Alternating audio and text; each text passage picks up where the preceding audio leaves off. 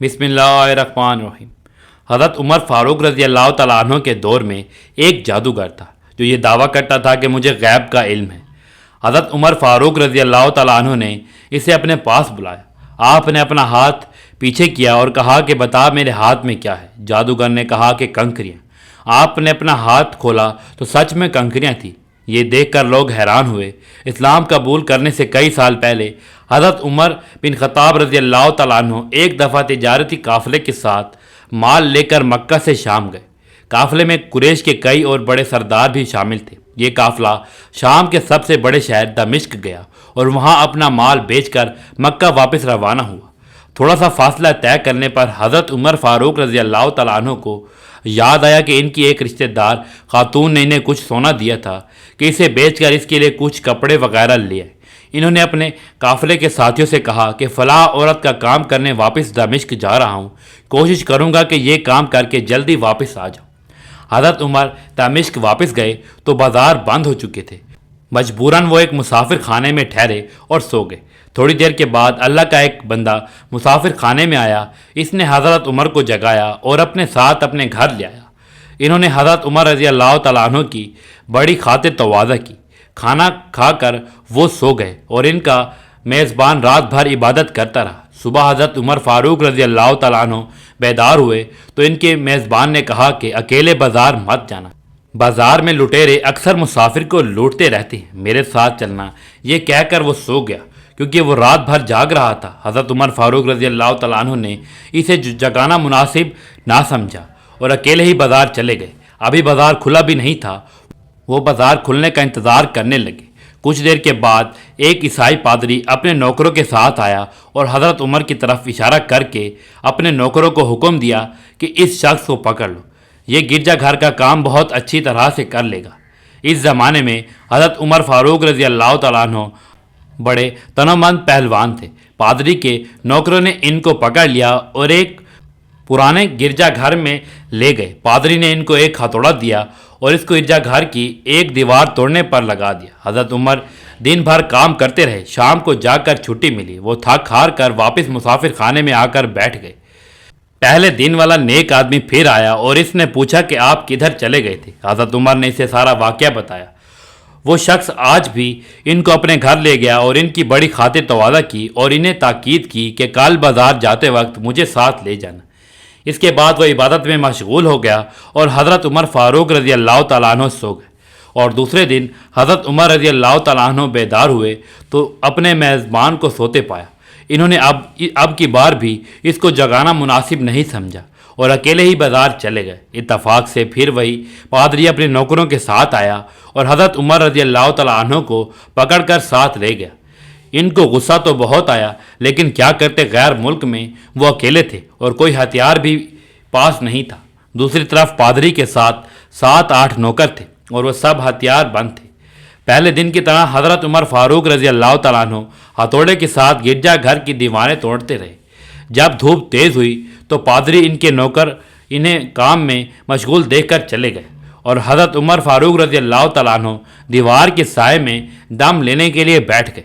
اتنے میں وہ پادری گھوڑے پر سوار چپکے سے آیا اور حضرت عمر فاروق رضی اللہ تعالیٰ عنہ کے سر پر ضرب لگائی اور کہا کہ ہم گھر گئے تو تو یہاں سو گیا اور کام ہی چھوڑ دیا۔ اب حضرت عمر فاروق رضی اللہ تعالیٰ عنہ کو صبر کی تاب نہ رہی۔ انہوں نے ادھر ادھر نظر دوڑائی، ہر طرف سناٹا تھا۔ انہوں نے پادری کو گھوڑے سے کھینچ کر نیچے کر لیا اور اس کے سر پر ہتھوڑے سے ہتھوڑا مارنا شروع کر دیا۔ وہ بہت چیخا چلایا لیکن اس کی مدد کے لیے کوئی نہ پہنچا۔ حضرت عمر نے ٹوٹی ہوئی دیوار کا ایک بھاری ٹکڑا اٹھا کر اس کے سر پر دے مارا۔ وہ پہلے سے ہی زخمی تھا، اب اس نے دم دے دیا ہے۔ اس کو مرتے دیکھ کر حضرت عمر رضی اللہ تعالیٰ عنہ تیزی سے بھاگ کھڑے ہوئے اور جس راستے سے دمشق آئے تھے وہ راستہ چھوڑ کر ایک دوسرے راستے پر چل پڑے۔ شہر سے کافی دور انہیں ایک خچر پر سوار رومی ملا جو روم سے تعلق رکھتا تھا۔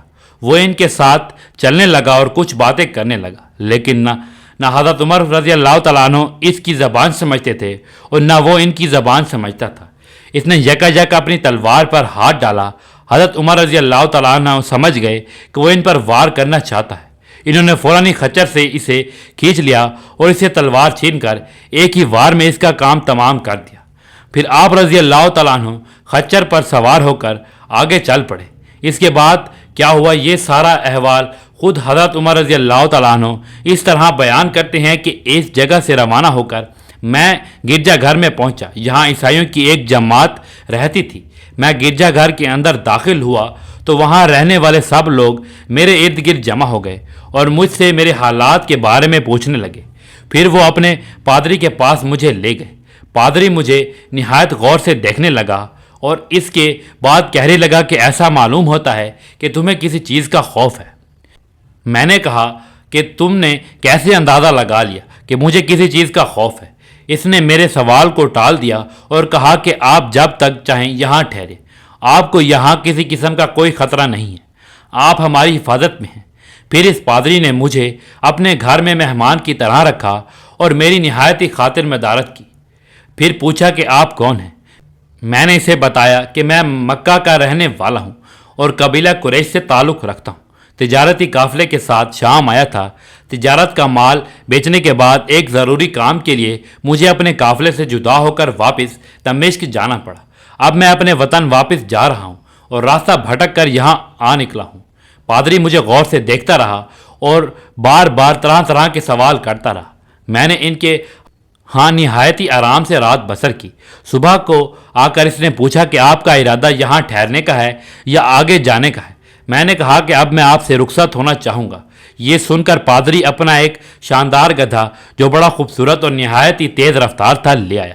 اس گدھے کی پیٹھ پر کھانے کی مزید چیزیں اور قیمتی تحفے بھرے ہوئے تھے اور پھر کہنے لگا کہ آپ اس گدھے پر سوار ہو جائیں اور چل پڑیں۔ راستے میں آپ کا گزر کسی عیسائی مکان کے پاس سے ہوگا تو وہ آپ کو اس گدھے پر سوار دیکھ کر آپ کی بے حد تعظیم کرے گا اور آپ کی خاطر مدارت میں کوئی کسر نہیں چھوڑے گا۔ یہ کہہ کر پادری نے میرا ہاتھ پکڑا اور تنہائی میں لے جا کر کہنے لگا کہ اے عمر، آپ پر میرا حق واجب ہو گیا۔ میں نے کہا کہ بے شک۔ اس نے کہا کہ آپ کا تعلق ایک معزز قوم سے ہے، میری آپ سے ایک عرض ہے۔ میں نے کہا کہ آپ بیان کریں، لیکن حیرت کی بات ہے کہ آپ جیسا بڑا آدمی مجھ جیسے پریشان حال مسافر سے کوئی غرض کیسے رکھ سکتا ہے؟ اس نے بڑے ہی یقین بھرے لہجے میں کہا کہ سنیے، میں ایک ایسا آدمی ہوں جسے اللہ نے آسمانی کتابوں کا علم عطا کیا ہے۔ میں نے آپ کی ذات میں بہت سی ایسی نشانیاں دیکھی ہیں جو یہ ظاہر کرتی ہیں کہ جب ایک مقررہ مدت پوری ہو جائے گی تو حالات میں زبردست تبدیلی آئے گی اور اس وقت آپ ہمارے ملک کے حاکم بن جائیں گے اور یہاں کے بہت شہروں میں آپ ہی کا حکم چلے گا۔ اس کے بعد پادری نے اپنی جیب سے دوات، قلم اور کاغذ نکال کر کہا کہ میری غرض یہ ہے کہ آپ اس کاغذ پر لکھ دیں کہ اس گرجا گھر اور اس کی جائیداد پر کسی قسم کا کوئی موصول ٹیکس لاگو نہیں کیا جائے گا۔ میں نے حیران ہو کر پادری سے کہا کہ آپ مجھ سے مذاق تو نہیں کر رہے؟ اس نے کہا کہ قسم ہے اس ذات کی جس نے حضرت عیسیٰ علیہ السلام پر انجیل نازل کی، میں جو کچھ کہہ رہا ہوں وہ بالکل سچ ہے۔ آپ مہربانی کریں اور میری درخواست قبول فرمائیں۔ میں نے پادری کی باتوں کو اس کا وہم سمجھا اور جیسے اس نے کہا میں نے اسی طرح کاغذ پر اسے لکھ کر دے دیا۔ اس کے بعد گدھے پر سوار ہو کر چل پڑا۔ راستے میں مجھے کئی جگہ پر عیسائیوں کی جماعتیں ملی۔ انہوں نے مجھے پادری کے گدھے پر سوار دیکھ کر میری بڑی خاطر تواضع کی۔ میں اسی طرح جگہ جگہ عیسائیوں کا مہمان بنتا گیا اور تبوک تک پہنچ گیا۔ اللہ کی شان، جس تجارتی قافلے کے ساتھ میں گیا تھا وہ کافی دیر میرا انتظار کرنے کے بعد اس جگہ سے چل پڑا تھا جہاں میں نے اسے چھوڑا تھا اور اب تبوک میں ایک کنویں کے قریب ڈیرا ڈالے ہوئے تھے۔ قافلے والے میرے ساتھی مجھے دیکھ کر میری طرف دوڑ پڑے اور مجھ سے مل کر بہت خوش ہوئے اور کہنے لگے اے ابن خطاب، ہم لوگ تمہارے انتظار کرتے کرتے بالکل مایوس ہو گئے تھے تو ہم نے اس مقام سے کوچ کر دیا جہاں سے تم واپس دمشق گئے تھے، مگر تمہارے بارے میں ہم سخت پریشان تھے۔ یہ تو بتاؤ کہ اتنے دن تم کہاں رہے؟ میں نے وہ تمام حالات بیان کر دیے جو مجھے پیش آئے تھے، لیکن پادری سے جو میری گفتگو تنہائی میں ہوئی تھی وہ بالکل ظاہر نہیں کی، کیونکہ میں پادری کی ان باتوں کو اس کا وہم سمجھتا تھا اور اس کے عقیدے کی کمزوری بھی سمجھتا تھا۔ قریش کے ایک سردار ابو سفیان بھی اس قافلے میں شامل تھے۔ انہوں نے مجھے इस शानदार गधे पर सवार देखकर कहा कि तुम लोग इस नौजवान की खुशनसीबी तो देखो कि इसे किसी ऐसे मैदान में छोड़ दिया जाए जहां ना पानी हो ना सब्जा, फिर भी इसे रिस्क मिल जाएगा। पादरी ने रुखसत करते वक्त मुझे से कहा था कि जब मैं अपने साथियों के पास पहुंच जाऊं और गधे की ज़रूरत ना रहे तो इसकी रस्सी को मजबूती से बांधकर गधे को इसी जगह छोड़ देना। लिहाजा मैंने ऐसा ही किया। ये देखकर अबू सुफियान ने कहा कि अरे ये तुमने क्या कर दिया, गधे को ऐसी जगह छोड़ दिया जहां चोर चक्के दरिंदे अक्सर गुजरते रहते हैं। मैंने कहा कि इसके मालिक ने मुझे ऐसा ही करने की हिदायत की थी, वो इसकी आदतों से ज़्यादा वाकिफ़ है। अब वो जगह गधे वाला कुआं के नाम से मशहूर है। वहाँ से रवाना होकर हमारा काफिला मक्का पहुँचा। मेरा और पादरी के दरमियान जो गुफ्तगू हुई थी वो मुझे भुलाना भूलती थी। पहले तो कई दिन तक मैंने इसे अपने दिल में ही रखा, फिर मुझसे ज़ब्त ना हुआ और ये राज मैंने अपनी रिश्तेदार खातून के सामने ज़ाहिर किया जिसने मुझे सोना दिया था। वो बड़ी ही अक्लमंद खातून थी। इन्होंने मुझसे कहा कि ऐ इब्ने खत्ताब, मैं तुम्हारे बचपन ही से तुम में अच्छी निशानियां देख रही हूँ। जब तुम बहुत छोटे बच्चे थे तो मैंने एक दफ़ा ख्वाब में देखा कि तुम लंबे होते जा रहे हो और तुम्हारा कद इतना लंबा हो गया है कि इसने आसमान को छू लिया है। ये देखकर मैंने ख्वाब में कहा कि अरे ये मेरे बच्चे की क्या हालत हो गई है। किसी ने कहा कि ये लड़का दुनिया और आखिरत में भलाई पाने वाला बनेगा। जाहिलियत के ज़माने में इस किस्म की बातों का मतलब हमें समझ नहीं आता था। मक्का में एक शख्स अहले किताब यानी यहूदी व नसार में से था जो बहुत गुमनाम था। आम लोग तो इससे वाकिफ़ भी नहीं थे, लेकिन कुरैश के कुछ सरदार इसे पहचानते थे और इसकी बहुत इज्जत किया करते थे। एक दिन दोपहर के वक्त मैं इसके यहाँ गया और इसे जाकर कहा कि मैं आपसे चंद बातें करना चाहता हूँ और मैं चाहता हूँ कि आप इनको अपने दिल में राज बना कर रखें और किसी के सामने जाहिर ना करें। इसने ऐसा करने का वादा किया तो मैंने अपने सफ़र के तमाम वाक़यात इसके सामने बयान कर दिए और अपने रिश्तेदार खातून के ख्वाब का भी जिक्र किया। जब मैं अपनी गुफ्तगू ख़त्म कर चुका तो इसने कहा, ऐ इब्ने खत्ताब, जिसको तूने मौसूल की माफ़ी का वादा लिख दिया है वो इस ज़माने में ईसाई का सबसे बड़ा आलिम है। जो कुछ इसने कहा वो भी सब सच है। जल्द ही वो सच तुम्हारे सामने आ जाएगा।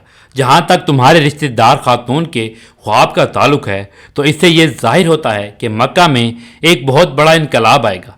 ज़माना एक नई सूरत इख्तियार करेगा और आने वाले ज़माने के आसमान और ज़मीन बदल जाएंगे। मैं वहाँ से घर चला आया और इसकी सारी बातें अपने दिल में लिए रहा। थोड़े ही अरसे के बाद कुरैश की मजलिसों में आप सल्लल्लाहु अलैहि वसल्लम का जिक्र होने लगा। ये लोग इस बात पर चिढ़ते थे कि मोहम्मद सल्लल्लाहु अलैहि वसल्लम अपने आप को अल्लाह के रसूल कहते हैं और लोगों को बुतों की पूजा करने से मना करते हैं और एक अल्लाह को मानने पर जोर देते हैं। जल्द ही अल्लाह ताला ने इस्लाम को ज़ाहिर कर दिया और मुझे यकीन हो गया कि हालात वही सूरत इख्तियार कर रहे हैं जिसकी तरफ आसमानी किताबों के आलिम शाम के पादरी ने इशारा किया था। नबूवत के 6ठे साल हज़रत उमर रज़ी अल्लाह तआला अन्हु ने इस्लाम कबूल कर लिया और रसूलुल्लाह सल्लल्लाहु अलैहि वसल्लम के जानिसार साथी बन गए। 11 हिजरी में आप सल्लल्लाहु अलैहि वसल्लम इस दुनिया से रुखसत हुए तो हज़रत अबू बकर रज़ी अल्लाह तआला अन्हु मुसलमानों के पहले खलीफा बने। 13 हिजरी में इन्होंने वफ़ात पाई तो हज़रत उमर रज़ी अल्लाह तआला अन्हु खलीफा बने। इनके सफ़रनामे की रिवायत करने वाले रावी का बयान है कि हज़रत उमर फ़ारूक रज़ी अल्लाह तआला अन्हु अपनी खिलाफत के ज़माने में शाम तशरीफ़ ले गए तो एक बहुत ही बूढ़ा आदमी जिसके बाल बर्फ़ की तरह सफ़ेद हो चुके थे ईसाइयों की एक जमात के साथ इनकी खिदमत में हाजिर हुआ और अर्ज़ किया, ए अमीरुल मोमिनीन, क्या आप मुझे जानते हैं? हज़रत उमर फ़ारूक रज़ी अल्लाह तआला अन्हु ने फरमाया कि अगर आप शाम के फ़लाँ शहर के पादरी हैं तो मैं आपको पहचानता हूँ। इसने कहा कि जी हाँ, मैं वही पादरी हूँ। हज़रत उमर फ़ारूक रज़ी अल्लाह तआला अन्हु ने फरमाया कि मैंने आपसे लिख कर जो अहद किया था वो आज भी कायम है। अल्लाह ताला ने अपने रसूलुल्लाह सल्लल्लाहु अलैहि वसल्लम के ज़रिए हमें इज़्ज़त बख्शी है। इन्होंने हमें अल्लाह ताला के पसंदीदा दीन इस्लाम की तरफ दावत दी और हमने ये कबूल की। आप भी ने मुझे इन बातों से आगाह किया था। अब आपको कौन सी चीज़ इस्लाम को कबूल करने से रोकती है? बूढ़े पादरी ने हज़रत उमर फ़ारूक रज़ी अल्लाह तआला अन्हु की बातें सुनकर इसी वक्त अपने साथियों समेत कलमा पढ़कर इस्लाम की दौलत हासिल कर ली। حضرت عمر فاروق رضی اللہ تعالیٰ عنہ کو جادوگروں سے بہت نفرت تھی۔ انہیں کہیں بھی پتہ چلتا کہ فلاں کوئی جادوگر ہے تو حضرت عمر فاروق رضی اللہ تعالیٰ عنہ انہیں قتل کرنے کا حکم دیتے تھے۔ حضرت عمر فاروق رضی اللہ تعالیٰ عنہ کے دور میں ایک شخص تھا جو لوگوں کو یہ بتایا کرتا تھا کہ تمہارے ہاتھ میں کتنی کنکریاں ہیں۔ وہ یہ ظاہر کرتا تھا کہ مجھے غیب کا علم ہے۔ ایک دفعہ حضرت عمر فاروق رضی اللہ تعالیٰ عنہ نے اس جادوگر کو بلایا اور اپنے سامنے بٹھا لیا۔ پھر آپ رضی اللہ تعالیٰ عنہ نے اپنا ہاتھ پیچھے کیا اور اپنے ہاتھ میں کچھ کنکریاں اٹھا لی۔ پھر جادوگر سے کہا کہ چل بتا میرے ہاتھ میں کیا ہے۔ جادوگر نے کہا کہ آپ کے ہاتھ میں کنکریاں ہیں۔ آپ رضی اللہ تعالیٰ عنہ نے فرمایا کہ بتا کتنی کنکریاں ہیں۔ جادوگر نے کہا کہ 5 کنکریاں ہیں۔ آپ رضی اللہ تعالیٰ عنہ نے پھر اپنا ہاتھ پیچھے کیا اور پھر کچھ کنکریاں اٹھا لی۔ پھر فرمایا کہ اب بتا میرے ہاتھ میں کیا ہے۔ جادوگر نے کہا کہ آپ کے ہاتھ میں کنکریاں ہیں۔ آپ رضی اللہ تعالیٰ عنہ نے فرمایا کہ بتا کتنی کنکریاں ہیں۔ جادوگر نے کہا کہ مجھے نہیں پتا۔ ساری محفل حیران رہ گئی کہ آخر یہ کیا ماجرا ہے۔ پھر آپ رضی اللہ تعالیٰ عنہ نے فرمایا کہ پہلے جب میں نے کنکریاں اٹھائی تھی تو مجھے بھی پتہ نہیں تھا کہ میرے ہاتھ میں کتنی کنکریاں ہیں۔ اس جادوگر نے میرا دماغ پڑھ لیا تھا۔ دوسری بار جب میں نے کنکریاں اٹھائیں تو مجھے بھی نہیں پتہ تھا کہ میرے ہاتھ میں کتنی کنکریاں ہیں، کیونکہ شیطان انسان کے جسم میں خون کی شکل میں دوڑتا ہے اور جادوگر شیطان کی پوجا کرتے ہیں، جس سے شیطان ان کو ہر بات بتا دیتا ہے۔ اس محفل سے حضرت عمر رضی اللہ تعالیٰ عنہ لوگوں کو یہ بتا دینا چاہتے تھے کہ یہ جادوگر اللہ کو چھوڑ کر شیطان کی پوجا کرتے ہیں اور شیطان انسانی جسم کے اندر خون میں گردش کرتا ہے۔ اس سے ہمیں یہ پتہ چلتا ہے کہ جو بات ہمیں پتہ ہوگی وہی جادوگر کو بھی پتہ ہوگی، جو ہمیں نہیں معلوم ہوگی تو ان جادوگروں کو بھی معلوم نہیں ہوگی۔ اللہ تعالیٰ ہم سب کو قلب سلیم عطا فرمائے اور ہر قسم کے جادو ٹونے سے بچا کر قرآن اور حدیث پر چلنے کی توفیق عطا فرمائے۔ آمین ثم آمین۔